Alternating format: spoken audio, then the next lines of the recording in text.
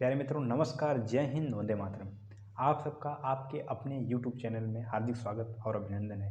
मित्रों, कल का ये आपका होमवर्क का प्रश्न आपकी स्क्रीन पे दिखाई दे रहा है और यही प्रश्न आज हमारे वर्क में होगा। इसी को हम लोग सॉल्व करेंगे और समझेंगे कि इस प्रश्न को अगर एग्ज़ाम में आएगा तो आप किस तरीके से करने का प्रयास करेंगे। और बहुत ही अच्छा प्रश्न है और बहुत ही आसानी से इसको हम लोग समझने का प्रयास करेंगे। तो आइए बिना विलंब के प्रारंभ करते हैं। तो प्रश्नावली 9.1 को लेकर के प्रश्न संख्या 11 है। एक नहर के एक तट पर एक टीवी टावर ऊर्ध्वाधरतः खड़ा है। टावर के ठीक सामने दूसरे तट के एक अन्य बिंदु से टावर के शिखर का उन्नयन कोण 60 डिग्री है। इसी तट पर इस बिंदु से 20 मीटर दूर और इस बिंदु को मीनार के पाद से मिलाने वाली रेखा पर स्थित एक अन्य बिंदु से टावर के शिखर का उन्नयन कोण 30 डिग्री है। देखिए चित्र, टावर की ऊंचाई और नहर की चौड़ाई ज्ञात कीजिए। जी हाँ मित्रों, यही प्रश्न था। अब इसको आपके किताब में चित्र के माध्यम से कुछ इस प्रकार से दिया है। ये आपका टावर दिया है AB नाम से, और उसके बाद ये टावर से एक टावर जहाँ है वहाँ पे एक इसका तट है, दूसरा तट C बिंदु पे है, और C से जो टावर का उन्नयन कोण बन रहा है वो कितने डिग्री का बन रहा है, 60 डिग्री का कोण बन रहा है। उसके पश्चात एक बिंदु और D दिया हुआ है जहाँ से टावर का उन्नयन कोण 30 डिग्री के बराबर बन रहा है, और यहाँ से लेकर C से D तक के बीच की दूरी 20 मीटर दिया हुआ है। आपको बस निकालना ये है C से B तक की दूरी, यानी टावर से लेकर के ये जो दूसरा तट है, यानी पूरी चौड़ाई ज्ञात करनी है किसकी, ये नहर की पूरी चौड़ाई आपको ज्ञात करनी है, और उसके बाद ये टावर की ऊंचाई हाइट ज्ञात करनी है। बस दो चीज़ आपसे प्रश्न में पूछा गया है और इतनी चीज़ें दी हुई हैं। तो आइए हम इसको मान लेते हैं, ये हाइट H मान लेते हैं। किसको? ये टावर के ऊंचाई को हम H मान लेते हैं। ठीक, ये मान लिए H इसको, और इसको जो C से B तक की दूरी थी इसको हमने x मान लिया।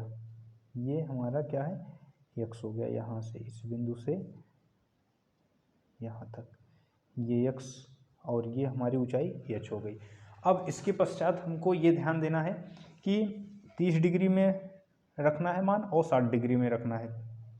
तो आइए देखते हैं। पहले हम लेते हैं tan 60 डिग्री का, तो लिखेंगे tan 60 डिग्री बराबर कितना हो जाएगा। तो आपको पता है tan थीटा बराबर लंब बटे आधार। लंब हमारा h माने थे, h ले लेंगे, और आधार हमारा क्या हो जाएगा, 60 डिग्री का ले रहे हैं तो आधार इतना ही लेंगे हम, इसको अभी इसमें नहीं शामिल करेंगे। ठीक है, तो यहाँ तक जहाँ तक का हमारा राइट एंगल ट्रायंगल बन रहा है, ये यहीं तक का आप ऑब्जर्व करेंगे तो कितना हो जाएगा हमारा h, और उसके बाद आधार हमारा हमने x लिया था तो x लेना पड़ेगा, यही है, बस होगा, याद रखना। तो x हो जाएगा हमारा। अब उसके बाद tan 60 डिग्री का मान मित्रों करड़ी में 3 होगा, इसको लिखेंगे h अपॉन x कर देंगे। ठीक, इसके अपॉन 1 करके मल्टीप्लाई करेंगे तो हमारा आ जाएगा h1 जा h कर देंगे, और इक्वल टू x में √3 का मल्टीप्लाई हो जाएगा, हमारा इतना होगा h का वैल्यू। अब आइए अगले स्टेप पे हम चलेंगे तो क्या करेंगे, tan 30 डिग्री का मान रखना पड़ेगा। tan 60 का हमारा मान इतने के बराबर आ गया, इसको हम ध्यान में रखेंगे, आगे इसी के यूज से हम निकालेंगे और चीज़ें। तो इसको अब निकालते हैं tan 30 डिग्री में रख कर।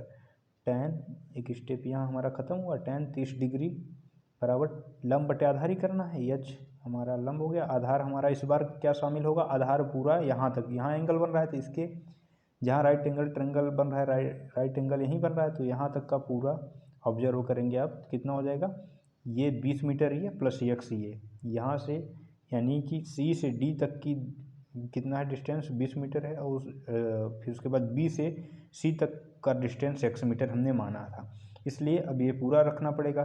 तो क्या रखेंगे, आधार में पहले x लिख लेते हैं यहाँ से यहाँ तक का जो नदी की नहर की चौड़ाई है, और उसके बाद ये 20 मीटर जो दिया हुआ था 20।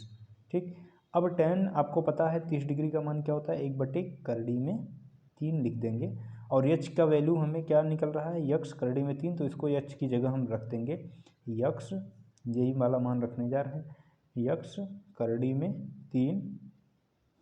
अब आगे करेंगे हम, x बटे में क्या है, x + 20 है, इसको लिख लेंगे, क्रॉस मल्टीप्लाई करेंगे तो हमारा 1 में होगा तो वही आने वाला है। और इसका जब क्रॉस मल्टीप्लाई होगा तो √3 में 3 का मल्टीप्लाई होगा तो √9 होगा। 9 का स्क्वायर रूट कितना हो जाएगा 3 आप बोलेंगे 3x केवल लिखेंगे।